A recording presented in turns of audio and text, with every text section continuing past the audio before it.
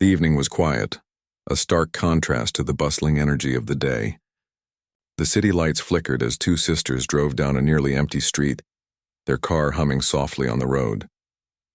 They had just finished their long workday in the heart of the city, both tired but relieved to be heading home. It was a short drive, just a few blocks from their office to their apartment, a place they shared together after years of working hard to make a life in the city. The older sister, who was driving, glanced over at her younger sibling in the passenger seat. The younger one, usually full of energy, looked worn out, her eyelids heavy. The soft hum of the car seemed to match her mood. Everything felt calm, almost peaceful. The night sky above them was clear, and the streetlights flickered as the car passed under them, casting fleeting shadows on the ground. But their peaceful drive was abruptly interrupted. The sound of sirens pierced the stillness, and the red and blue lights flashing in the rearview mirror were a jarring contrast to the serenity of the moment. The older sister's heart skipped a beat.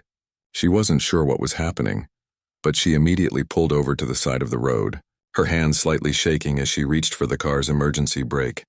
"Stay calm," she whispered to her sister, though her own voice betrayed the uncertainty she was feeling. The younger sister gave a slight nod but didn't say anything. They had both encountered police officers before. Routine stops, nothing too serious, but this felt different. The tension in the air was thick. They weren't doing anything wrong. They were just two women heading home after work, so why had they been pulled over?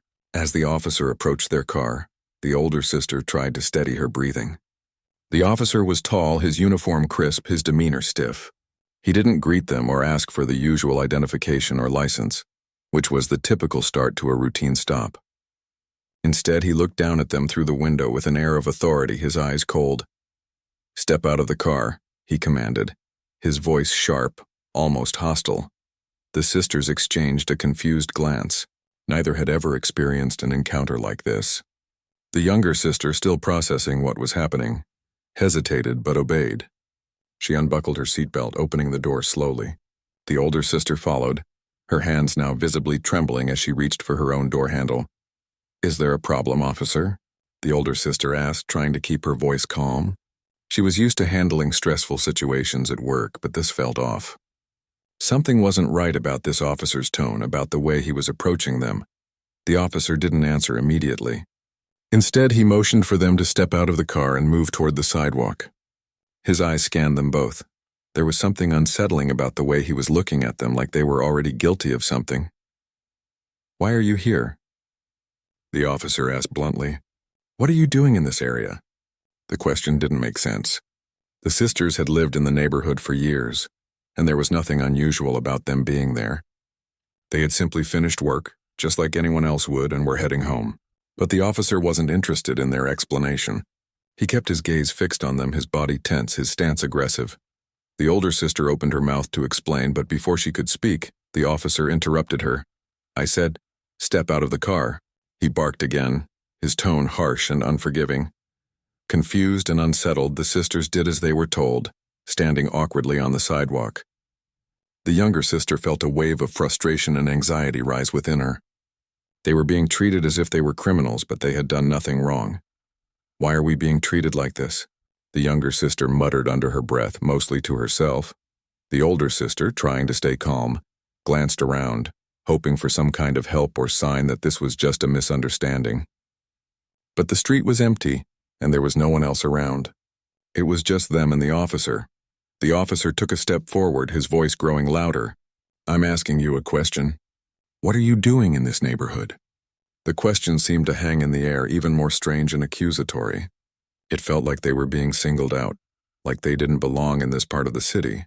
The officer's words and the way he had approached them suggested that he had already made up his mind about them. He wasn't interested in their side of the story. "I told you," the older sister said firmly, trying to keep her voice steady. "We live here. We're just heading home." The officer didn't respond immediately, but his eyes narrowed and his grip tightened on his baton. That's when the sister started to feel the shift, the subtle yet unmistakable escalation. The officer was no longer acting like someone just doing his job. He was acting like someone who had already made a judgment, and the judgment wasn't in their favor. The younger sister felt a tightening in her chest, a wave of unease creeping over her. She had seen situations like this before. people being stopped for no reason, being treated unfairly. It wasn't just in the news. She had trained for cases like this. She knew how dangerous these situations could become. As if on cue, the officer took a step closer. His eyes locked onto the sisters with an intensity that made the younger sister's skin crawl. "You don't belong here," he said, his voice now low and almost threatening. "I don't know what you're up to, but I'm not letting you go until I figure it out." The officer's words hung in the air, and for a brief moment, the sisters stood there in stunned silence. The younger sister felt a rush of adrenaline. She knew this situation could get worse in a heartbeat. Without thinking, she quickly reached for her badge, which was tucked safely inside her jacket pocket. With a quick motion, she pulled out her FBI badge and held it up toward the officer. "FBI," she said, her voice steady despite the anxiety racing through her body. "We're both FBI agents." "You've made a mistake." The officer didn't immediately respond. His face remained cold, but for a split second the younger sister saw a flicker of surprise in his eyes. It didn't last long, though. He didn't seem to know how to process what had just been revealed. The older sister also reached for her badge, showing it to the officer. "We're federal agents. You need to let us go." But the officer didn't step back or apologize. He stood there frozen for a moment, his eyes darting between their badges and their faces. He was struggling to reconcile what he had just heard with what he had believed about the two women standing before him. The younger sister could feel the heat rise in her cheeks as she held her ground. This was supposed to be over now. She had hoped that showing their credentials would end this misunderstanding, but the officer wasn't backing down. Instead, he muttered something under his breath, something that sounded like an excuse. "I'm just doing my job," he said, his voice quieter now but still tinged with defensiveness. The younger sister held her gaze. "You've done your job wrong." The older sister, watching the whole exchange with a mixture of disbelief and anger, took a deep breath. They were standing there in the middle of a quiet street with their car window smashed, trying to reason with a man who had already judged them. They had hoped for an apology, or at least an acknowledgement that the officer had overreacted. Instead, they were faced with a man too stubborn to admit his mistake. At that moment, the younger sister knew that this wasn't just a case of a bad traffic stop. This was something much deeper, something rooted in bias that they would need to confront. But for now, all they could do was wait for the officer to decide how this would end. The officer stood in front of them, still processing the situation. His face, which had been filled with anger moments before, was now confused, uncertain. The younger sister could see the moment he realized the gravity of his mistake. But instead of backing down, instead of apologizing, he hesitated. It was a hesitation that spoke volumes. He didn't want to admit he had overstepped. For a few seconds, neither of the sisters spoke. They just waited, watching him, their breath steady despite the growing tension. The younger sister, feeling a wave of frustration rising within her, took a deep breath. She had been trained to handle situations like this, but it still hurt to be treated this way. They had done nothing wrong. They had been nothing but polite, calm, and respectful. The older sister spoke first, her voice measured but firm. "We're agents with the FBI. You need to let us go. You've made a mistake."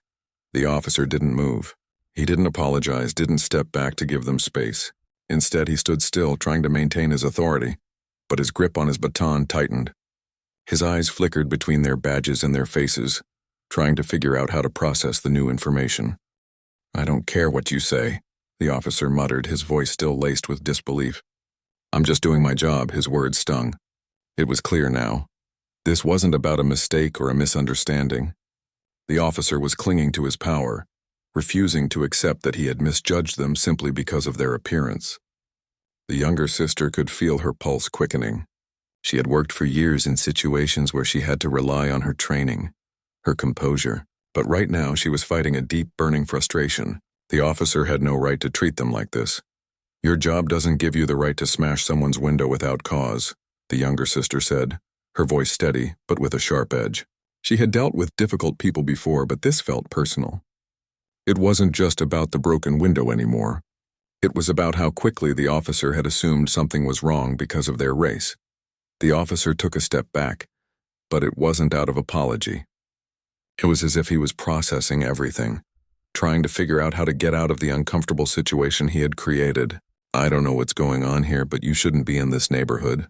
he finally said, his voice lower now but still defensive. The younger sister's eyebrows furrowed. She couldn't believe what she was hearing.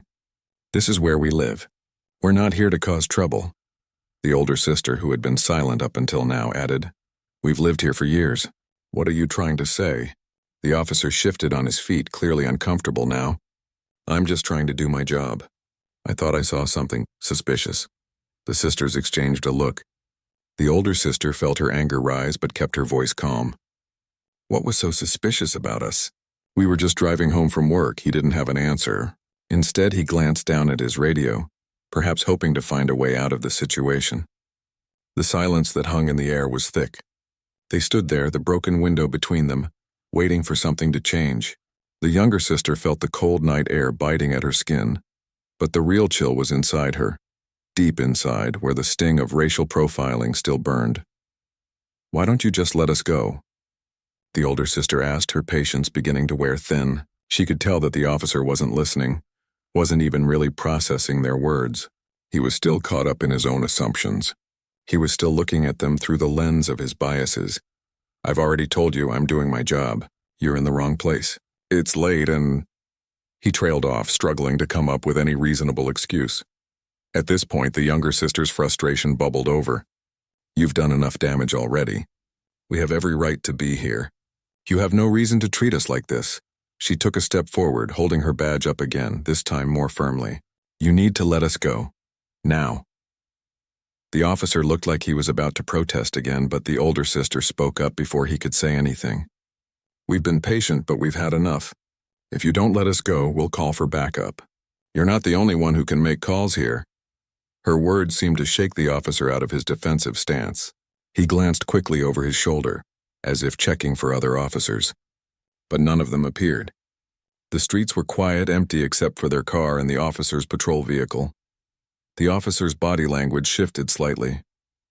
He stepped back again as though reconsidering. His grip on his baton loosened, and for a moment there was a brief flicker of doubt in his eyes. But then, just as quickly, the doubt disappeared, replaced by a mixture of anger and pride. He wasn't about to admit he was wrong, not just yet. The younger sister, noticing the hesitation, took another step forward, this time with a calmness that bordered on cold. You need to understand something, officer, she said, her voice almost too calm now. This isn't just about a traffic stop. This is about how you see us, how you've treated us. You've made assumptions and you've acted on them, but you're wrong. The officer said nothing in response, but the silence that followed spoke volumes. He didn't know how to handle this. He didn't know how to respond to two women who were standing their ground so firmly. All he could do was remain silent, his eyes now flicking between the sisters and their badges. The older sister spoke again, her voice more forceful now. We're done here. You've treated us unfairly, and we're not going to just let it slide. We're going to report this. We'll take it up with your department. The officer seemed to struggle with his pride. He opened his mouth as if to say something, but then stopped. He looked at the shattered window, the damage he had caused, and seemed to come to some sort of realization.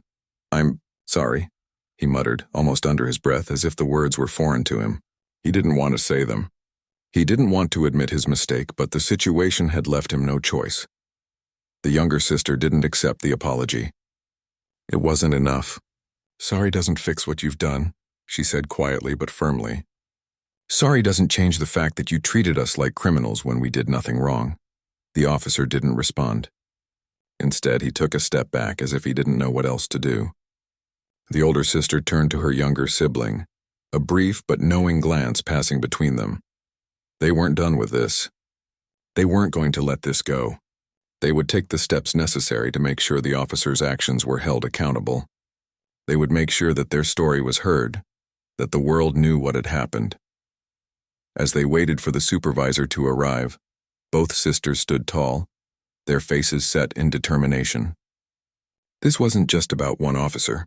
This was about a system that allowed this kind of behavior to happen over and over again, and they were going to be the ones to do something about it. They both knew the fight was far from over. But tonight they had made a stand, and no matter what happened next, they wouldn't let anyone forget it. The tension in the air grew thicker as the officer stood there, unsure of what to do next. The sisters had made their point clear, and it seemed like there was nothing left to say. But the officer, still refusing to fully accept that he had overstepped, shifted his weight from one foot to the other. He glanced nervously down at his radio, then back at the shattered window. His gaze was now mixed with confusion and frustration. The younger sister could sense the officer's discomfort, but she wasn't about to let him off the hook. She had seen people like him before, the type who, when confronted, either doubled down on their actions or went into defensive mode. She wasn't sure which one this officer would be, but she wasn't willing to give him the benefit of the doubt. As they stood there, waiting for some form of resolution, the older sister pulled out her phone. She began to record. She knew it was important to document everything. The officer had already escalated the situation unnecessarily, and they needed proof of how everything had unfolded. The younger sister noticed the motion, and though she didn't say anything, she gave her sister a brief nod of approval. They both knew this wasn't just about getting home safely anymore. This was about standing up for themselves and making sure this didn't happen to others. The officer shifted again, looking uncomfortable as the recording began. He knew that any further mistakes on his part would be under scrutiny. But even with the phone in plain sight, he didn't back down. He tried to maintain his authority, his voice still laced with defensiveness. "Why are you recording?" he asked. His eyes narrowed. "Because this situation is being handled poorly and we want a record of it," the older sister replied, her voice calm but firm. "You've already broken our window and treated us like criminals. We deserve an explanation." The officer didn't respond right away. Instead, he muttered something under his breath that neither sister could make out. The silence that followed felt oppressive. The younger sister could feel the weight of the officer's gaze on them, still full of suspicion. He was trying to figure out how to get out of this, but he couldn't seem to find a way, and that in itself was almost maddening. How could he not see that he was wrong? The older sister stood there holding her phone as she waited for the officer to make his next move. She wasn't going to make the first step. Not this time. They had already been the ones to compromise, to be patient, to try and explain themselves. Now it was his turn. Finally, the officer spoke again, his tone quieter this time, though still tinged with frustration. "I'm just doing my job," he said, almost as if trying to justify his actions to himself. The younger sister shook her head slowly, her disappointment evident. "You're not just doing your job. You're making assumptions about us based on how we look, and you're treating us unfairly because of it." The officer didn't respond immediately. Instead, he glanced down at his radio once more, then turned slightly to the side as if considering something. The seconds stretched on, and the younger sister felt herself growing impatient. She didn't want to keep standing here in the cold, waiting for this officer to finally come to his senses. She wanted to get back in the car, go home and forget this ever happened. But she knew that wouldn't happen, not unless they made it right. "You're wrong about us," the older sister said, her voice quieter now but still filled with determination. "You've made your assumptions, but you don't know us. You don't know anything about us. We're not who you think we are." The officer still didn't seem to understand. He looked back at the sisters, then at the shattered window. He finally sighed, the weight of the situation finally sinking in. "I've never had anything like this happen before," he said almost to himself. You didn't expect us to be FBI agents?" The younger sister finished for him, her tone cutting through the air like a knife. "You didn't expect that two black women might actually have a reason to be in this neighborhood?" The officer went silent at her words. He opened his mouth, but no sound came out. He didn't know how to respond, and that silence was both powerful and painful. It was the silence of someone realizing they had been wrong, but too proud to admit it. The older sister took a deep breath. She had been patient, but the time for patience was running out. They had been calm, respectful, but now it was time to assert themselves. "You need to call your supervisor," she said, her voice no longer gentle but firm. "We won't leave until you do." The officer hesitated. His eyes flicked from the sisters to his radio again. For a brief moment, it looked like he might actually call in for a supervisor, but instead he did nothing. He stood there, fidgeting with his belt, still trying to figure out how to escape from the reality of what he had done. The younger sister was growing frustrated. She stepped forward, her posture straight, her expression resolute. "You've already broken our window. You've already humiliated us. Now you need to face the consequences of your actions. Call your supervisor. Finally, the officer seemed to snap out of his stupor. He reached for his radio, his fingers fumbling as he tried to call in for help. His voice was shaky when he spoke. "I need backup," he said, almost too quietly. The younger sister felt a flicker of relief. The supervisor would come and this would be handled. But even as the officer made the call, she knew that this wasn't the end. It couldn't be. This incident wasn't just about one officer making a mistake. It was about something much bigger. It was about the way people were treated because of their appearance, the way assumptions were made based on race. She knew that they had to do more than just stand here and wait for the supervisor to arrive. The older sister, sensing her sister's frustration, placed a hand on her shoulder. She didn't need to say anything. They both knew the fight wasn't over, but at least for now they were standing their ground. Moments later, another squad car arrived and a higher-ranking officer stepped out. He was taller, his uniform sharper, his demeanor more composed. He walked over to the scene, his eyes scanning the situation quickly. When he saw the broken window and heard the story from the officer, his face softened. "Just a little. I'm sorry this happened," the new officer said, looking at the sisters with a sense of professionalism. "This shouldn't have gone this far." The younger sister, though relieved that the supervisor had arrived, didn't feel ready to let it go just yet. "This is more than a broken window," she said. "This is about how we've been treated. This is about racial bias." The supervisor nodded slowly, acknowledging the truth in her words. "I understand," he said. "I'll make sure this is handled." But the younger sister wasn't finished. "This isn't just about this one incident. This is about how often this happens to people like us. This isn't a mistake. This is a pattern, and it needs to stop." The supervisor looked at her, then at the officer who had made the initial stop. The younger sister could see the gears turning in his head. He was thinking about what had happened, about the way the officer had treated them. And for the first time that night, he looked like he truly understood. "We'll investigate," the supervisor said, "and I'll make sure this doesn't happen again." It wasn't a perfect resolution, but it was something. The sisters knew that the road ahead wouldn't be easy. The officer's actions wouldn't be forgotten so easily, but now there was a chance for accountability. They had made sure their voices were heard, and they had made it clear that this kind of behavior wasn't acceptable. As the supervisor began to take statements, the sisters shared a quiet look. They had stood up for themselves for what was right. It wasn't just about a broken window or a hostile officer anymore. It was about making sure no one else would have to go through what they had. It was about standing up for justice no matter the cost. The next few days felt like a whirlwind. The incident had left a mark on both sisters, a mixture of shock, anger, and frustration that lingered longer than either of them had anticipated. They hadn't just been victims of a random mistake. They had been treated unfairly because of their race, and the realization of that felt like a heavy weight. They had seen in real time how easily assumptions could be made, and how quickly a peaceful encounter could spiral into something worse. After the supervisor had left that night, promising an investigation and a thorough review of the officer's conduct, the sisters thought they could finally move on. But deep down they knew this wasn't just going to go away. The situation had struck at something deeper, something they both recognized but had never fully confronted in such a personal way. The older sister spent the next morning talking to their lawyer, making sure that everything was documented correctly. They wanted to be sure that the officer's actions were properly reported and that there would be consequences for what had happened. While the legal side of things was important, it didn't feel like enough. The incident wasn't just about one officer making a mistake. It was about a system that allowed these mistakes to happen repeatedly, without real change.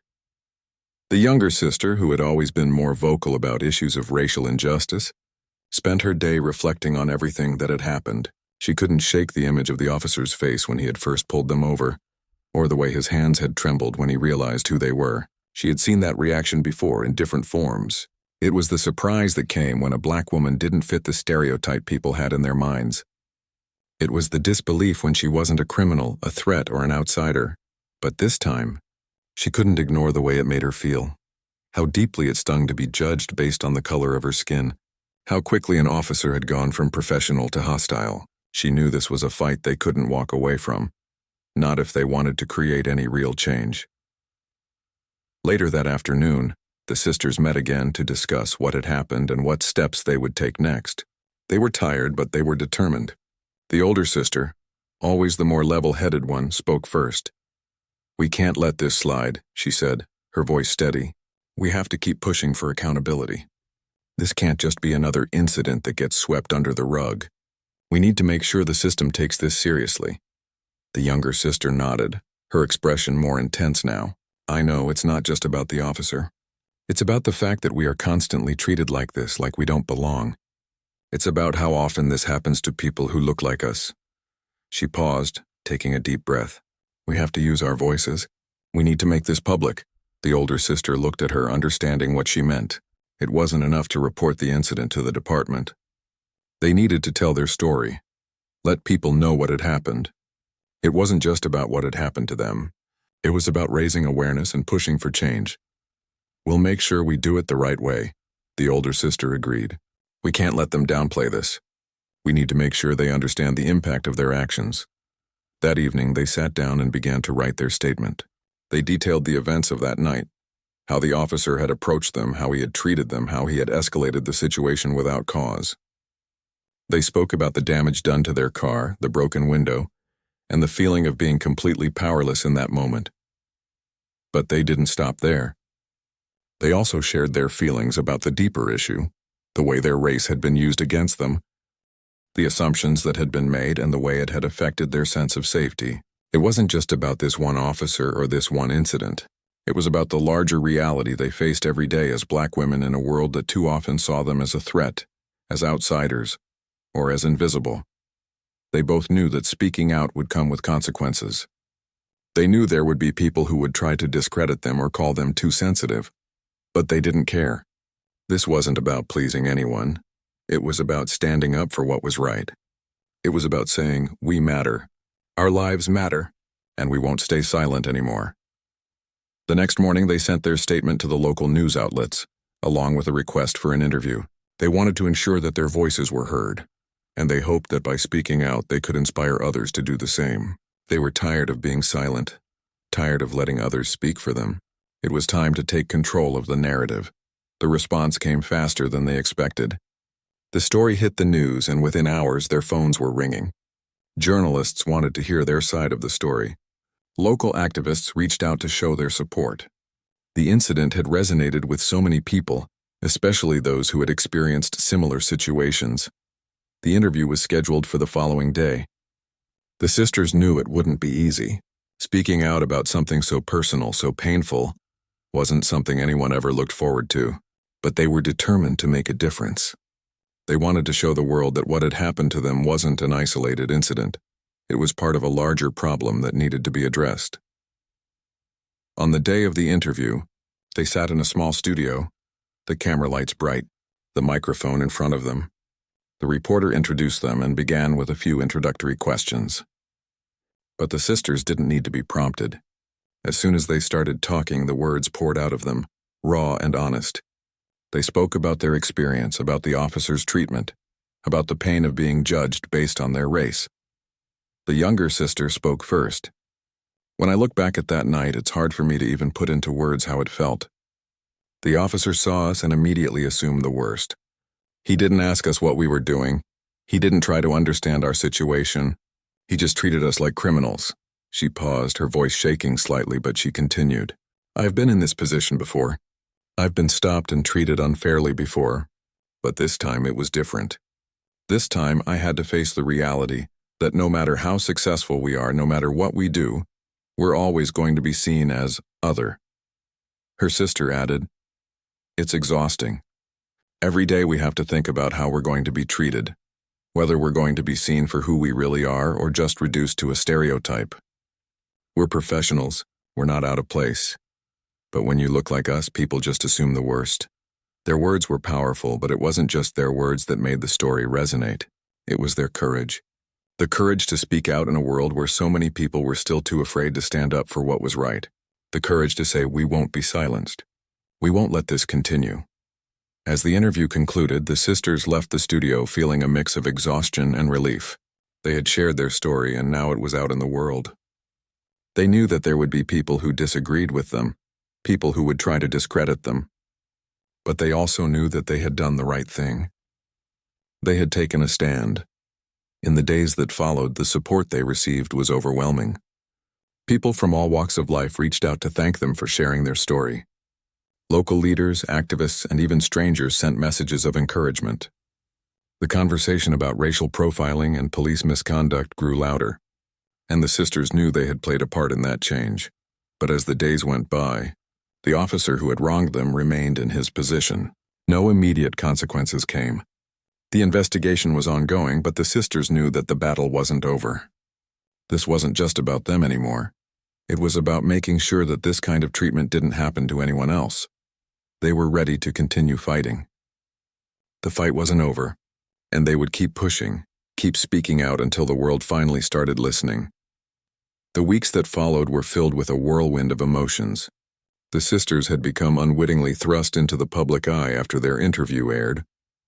The story of what had happened to them, the broken window, the unfair treatment had resonated with many. People from all over the country reached out, sharing their own stories of racial profiling and bias. The response was overwhelming. Support, outrage, and a call for change filled social media and news outlets alike. But amidst the attention, the sisters knew this was only the beginning.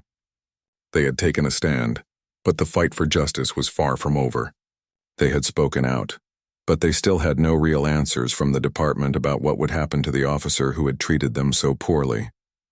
Days turned into weeks, and the case was still under investigation. The officer who had pulled them over was placed on administrative leave, but nothing concrete had been decided. The sisters kept pushing for more answers, more transparency. They were determined to make sure that the officer's actions didn't go unpunished, that there would be accountability for what had happened. While they waited for the official outcome, the sisters spent their time speaking to others, working with community groups and attending meetings about police reform. They knew that their voices were now part of a much larger movement. They could no longer stay silent about the systemic issues that allowed officers to abuse their power without facing consequences. They spoke to local leaders and activists, discussing ways to push for reform in their city's police force. They began to work on a petition that would call for better training, more accountability, and a stronger commitment to ending racial profiling in law enforcement. They were committed to making sure that what had happened to them didn't happen to others. But even with all the support they received, there were still moments of doubt. The younger sister, in particular, struggled with the weight of it all. She was tired of fighting, tired of seeing the same problems continue, tired of having to explain to others why it wasn't just a few bad apples, but a much larger issue that needed to be addressed. One night, after a long meeting with community leaders, the younger sister found herself staring out of the window of their apartment, feeling a wave of exhaustion wash over her. She had always known about the problems of racial bias and injustice, but this was different. It wasn't just a conversation anymore. It was real, personal, and it had affected her life in ways she hadn't fully realized before. Her sister walked in and saw the look on her face. "Hey, you okay?" she asked, her voice soft and concerned. The younger sister let out a long sigh. "I don't know. Some days it just feels like no matter how much we do, we're just spinning our wheels. Like, what's really going to change?" Her sister sat down beside her and put a hand on her shoulder. "I know it feels that way sometimes, but we can't stop now. We've already started something, and we have to see it through. This isn't just about us anymore. It's about everyone who's been treated like this." "I know," the younger sister said, wiping away a tear that had escaped. "But I'm just so tired of fighting. It feels like every time we take a step forward, something else happens to push us 2 steps back." Her sister nodded, understanding the weight of her words. "I get it. But we're not in this alone. And we have a responsibility to make sure things change. I know it's hard, but we can't stop now." The younger sister took a deep breath and nodded, a small sense of determination returning. She knew her sister was right. They couldn't stop now. They had started this fight, and they had to see it through no matter how difficult it was. In the following weeks, the sisters continued their work. They met with local lawmakers, attended rallies, and worked with activists to push for police reform in their city.